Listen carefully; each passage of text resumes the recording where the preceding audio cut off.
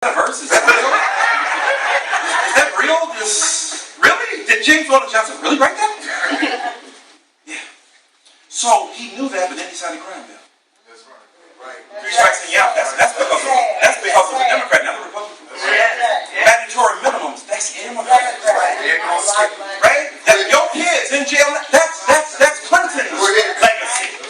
That was only stopped by Eric Holder. Right?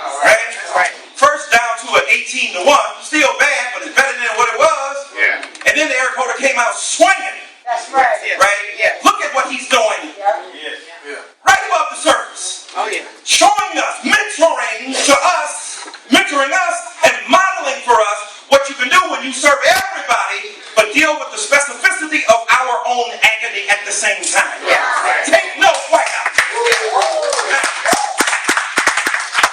So Bill Clinton signed a crime bill, signed welfare reform that has devastated us. Right? All these Negroes, you might as well work. Like Chris Rock said, can't nobody stand somebody who's lazy than a black person working hard. We understand that. We ain't addicted to laziness. But when the perspective is presented that most Negroes need to be remonstrated against and lectured, it appears that way. That we somehow naturally lazy. And somebody got to warn us. Black people hate laziness in a fundamental way, except lazy Negroes.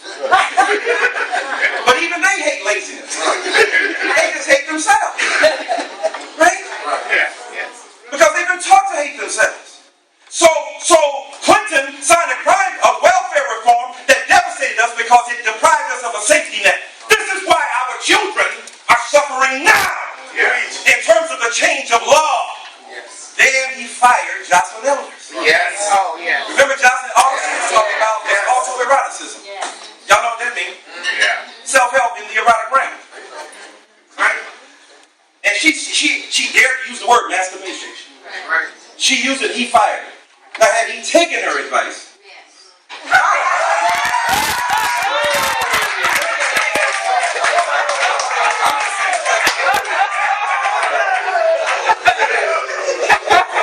I'm just saying. Then stained blue dresses would be on a different tip. On the other hand. So he exploited us because he knows. So we need black people who are mentors, who will not poison the stream at the level of the bucket. Our president lectures Negroes wherever he goes. Now, we all know that black people used to get lectured. Right? Yeah. And we say, we need to do that. He goes before Morehouse College and he gives a lecture. He goes, the First Lady to Bowie State gives a lecture. He goes to the March on Washington and gives a lecture. Now, we know all that stuff, and we know we hear it every Sunday in church or in the temple, in the mosque. We hear that. We always hard on ourselves. But we also hard on the structural reality that prevail in a culture where the dominant society ain't friendly to us. We need both and, not either or. Because if all you're doing is lecturing Negroes, guess what? When the president tried to lecture white America, it did not work. That's right. Remember that? In Pennsylvania?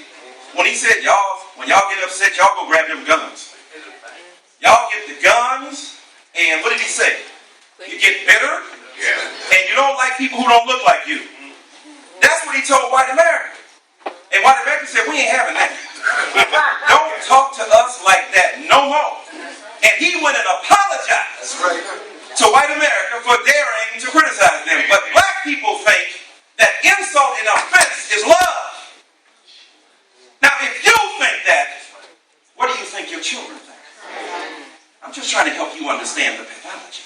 If you think that a black president excoriating you is a sign of love, don't be mad at your kids who are addicted to self-destruction as a display of consumption.